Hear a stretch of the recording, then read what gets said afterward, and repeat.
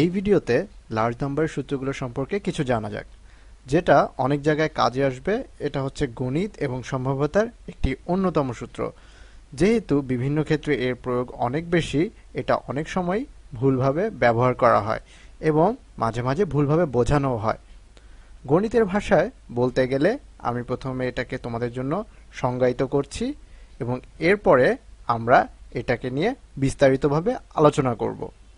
এখন ধরা যাক আমার কাছে একটি চলক আছে এবং এটা হচ্ছে এক্স, এবং আমরা এটার একটা মান জানি অথবা এটার গণসংখ্যার গড় জানি। ল অফ লার্জ নাম্বার শুধু এটাই বলে যে যদি আমরা আমাদের চলকের n সংখ্যক অবজারভেশন থেকে নমুনা নেই এবং আমরা যদি সবগুলোর গড় বের করি, এবং আমি আরও একটি চলককে সংজ্ঞায়িত করছি, এটাকে বলা যাক এক্স সাব n। এটা আমাদের চলকের n সংখ্যক অবজারভেশন গড়। সত্যি কথা বলতে এটা আমার প্রথম অবজারভেশন। তুমি বলতে পারো আমি পরীক্ষাটি একবার করেছি এবং আমি এই অবজারভেশনটি পেয়েছি, এবং আমি এটা আবার করছি, আমি এই অবজারভেশনটি পেয়েছি। আমি এটাকে n বার করেছি এবং এরপর আমি এটাকে আমার অবজারভেশনের সংখ্যা দিয়ে ভাগ করেছি। অতএব এটা হলো আমার নমুনা গড়, এটা আমার সব অবজারভেশনের গড়। লার্জ নাম্বারের সূত্র আমাকে এটাই বলে যে আমার নমুনা গড় আমার চলকের ধারণাকৃত মানের দিকে অগ্রসর হবে, অথবা আমি এটাকে লিখতে পারি যে আমার নমুনা গড় আমার গণসংখ্যা গড়ের দিকে অগ্রসর হবে। কারণ হিসেবে বলতে পারি যেহেতু n অসীমের দিকে অগ্রসর হচ্ছে। এখন আমি তোমাদেরকে একটু ইনফর্মাল ভাবে অগ্রসর হওয়া অথবা অ্যাপ্রোচ হবার বিষয়টি বুঝাবো। আমি আশা করছি যে তোমরা অন্তত এটা বুঝো যে যদি আমরা একটি বড় নমুনা নেই, তাহলে আমি এটা আমার গণসংখ্যার ধারণাকৃত মান নিয়ে শেষ করতে পারি। আমি মনে করি আমাদের অনেকেরই এটা বোঝার ক্ষমতা আছে যে যদি আমরা অনেকগুলো নমুনা নিয়ে একাধিকবার ট্রায়াল করি, তাহলে ট্রায়ালগুলোকে আমাকে আমার এক্সপেক্টেড মান অথবা সম্ভাব্যতা যাই বলি না কেন তা দিতে পারে। কিন্তু আমি মনে করি এই রকম হয় এটা নিয়ে আমাদের অনেকেরই একটা ভুল ধারণা আছে। সেই সম্পর্কে আলোচনা করার আগে একটি উদাহরণ দিচ্ছি। লার্জ নাম্বারের সূত্র আমাদের শুধু এটাই বলে যে ধরা যাক আমার কাছে যে কোনো একটি চলক আছে, আর এখানে এক্স হচ্ছে একটি কয়েনকে 100 বার টস করলে যে কয়েকবার হেড আসে তার সমান। এক্স হচ্ছে একটি কয়েনকে 100 বার টস করলে যে কয়েকবার হেড আসে তার সমান। সর্বপ্রথমে আমরা জানি এই চলকটির মান কি হতে পারে। এটা হচ্ছে টসের সংখ্যা, ট্রায়ালের সংখ্যা গুণন যে কোনো ট্রায়াল পাবার সম্ভাব্যতা। এটা হচ্ছে 50-এর সমান।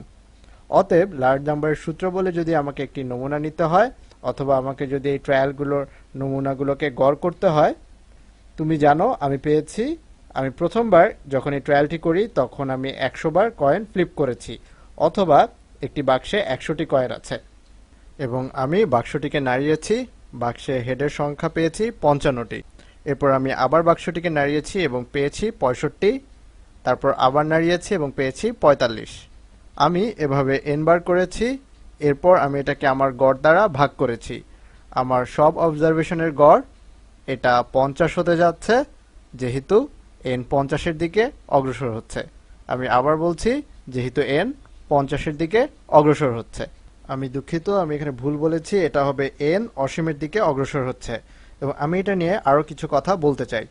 100 ট্রায়ালের পর এটা ঘটে যে যদি আমি আমার গড়ের চেয়ে উপরে থাকি, তাহলে কোনো না কোনোভাবে সম্ভাব্যতার সূত্র আমাকে বেশি হেড অথবা কম হেড দেয়, যাতে পরিবর্তনটি বোঝা না যায়।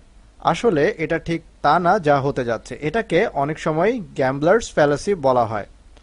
আমাকে এখানে পার্থক্য তৈরি করতে দাও, আমি এই উদাহরণটি ব্যবহার করব। ঠিক আছে, এখানে আমি একটি গ্রাফ আঁকছি এবং রং পরিবর্তন করে নিচ্ছি। এখন এই লেখচিত্রটিতে এক্স এবং ওয়াই অক্ষ অবশ্যই থাকবে। এটা হচ্ছে n, আমার এক্স অক্ষ হচ্ছে n, এটা হচ্ছে আমার ট্রায়ালের সংখ্যা, এবং আমার ওয়াই অক্ষ আমি এটাকে নমুনা গড় হিসেবে নিচ্ছি। এবং আমরা জানি যে আমাদের ধারণাকৃত মান কি। আমরা জানি এই চলকের ধারণাকৃত মান হচ্ছে 50। আমি এটাকে এখানে আঁকাচ্ছি, এটা হচ্ছে 50। আমি এখন আগের উদাহরণটি করতে যাচ্ছি। অতএব যখন n হচ্ছে, এখানে আমার প্রথম ট্রায়ালে আমি পেয়েছি 55 এবং এটাই আমার গড়। আমার শুধুমাত্র একটি ডাটা পয়েন্ট রয়েছে। এরপর 2টি ট্রায়ালের পরে আমার আছে 65, অতএব আমার গড় হতে যাচ্ছে 65 যোগ 55 ভাগ 2, এটা হচ্ছে 60। অতএব তখন আমার গড় একটু বেড়ে যাবে। এরপর আমার আছে 45, যা গড়টিকে একটু কমিয়ে আনবে। আমি এখানে 45 লিখছি না, আমাকে এখন এই সবগুলোর গড় বের করতে হবে। 45 যোগ 65 কি হবে?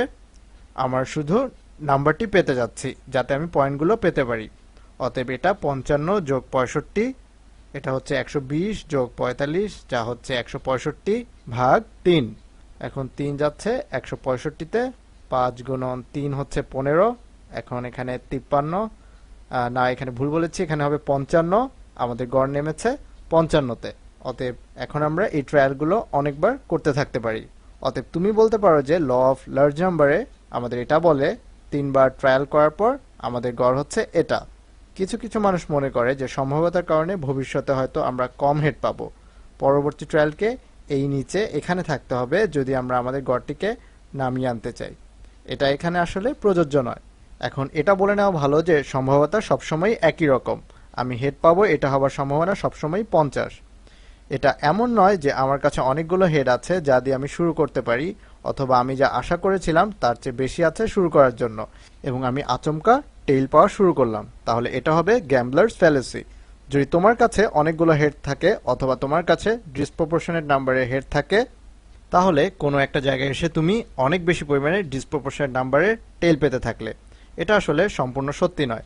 লার্জ নাম্বারের সূত্র আমাদের যেটা বলে তা হচ্ছে সসীম সংখ্যক ট্রায়াল করার পর আমাদের গড় এটা হচ্ছে আমাদের এই ঘটনাটি কম হবার সম্ভাবনা। কিন্তু ধরা যাক তোমার গড় এইখানে আছে, এটা আসলে 70-এ আছে, কিন্তু লার্জ নাম্বারের সূত্র বলে কতগুলো ট্রায়াল আছে এটা নিয়ে আমাদের কোনো মাথা ব্যথা নেই, কারণ আমাদের অসীম সংখ্যক ট্রায়াল বাকি আছে। এবং এই অসীম সংখ্যক ট্রায়ালগুলোর জন্য আমাদের আশাতীত মান হচ্ছে, বিশেষ করে এই ধরনের ঘটনার ক্ষেত্রে এটা হবে এরকম।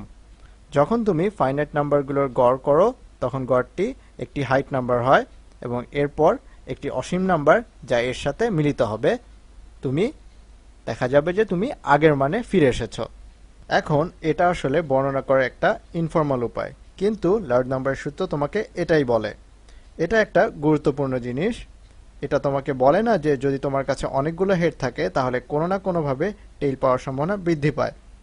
এটা তোমাকে যেটা বলছে সসীম সংখ্যক ট্রায়ালের ক্ষেত্রে যাই হোক না কেন তোমার কাছে অসীম সংখ্যক ট্রায়াল বাকি থাকবে এবং তুমি যদি ট্রায়াল অনেকবার করো তাহলে তুমি তোমার ধারণাকৃত মান জানতে পারবে।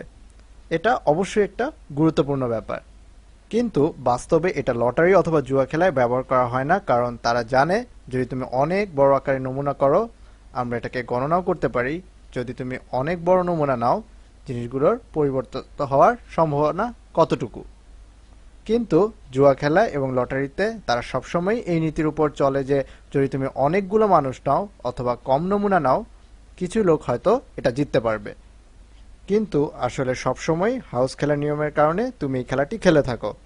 এখন যাই হোক না কেন এটা সম্ভবতার একটি অন্যতম দিক। তারপরও মাঝে মাঝে যখন তুমি এটাকে ফর্মালি ব্যাখ্যা করতে শুনো চলকের মাধ্যমে, তখন এটা কিছুটা বিভ্রান্তিকর মনে হয়। এখন সবকিছুই তোমাকে বলছে যে তুমি আরো বেশি এবং আরো বেশি নমুনা নাও, সেই নমুনাগুলোর গড় তোমার সত্যি গড়ের কাছাকাছি হবে। এখন এই ভিডিওতে আমার হয়তো আরো একটু বেশি পার্টিকুলার হওয়া উচিত ছিল। যাই হোক, ভালো থেকো এবং পরবর্তী ভিডিওতে তোমাদের সাথে আবার দেখা হবে।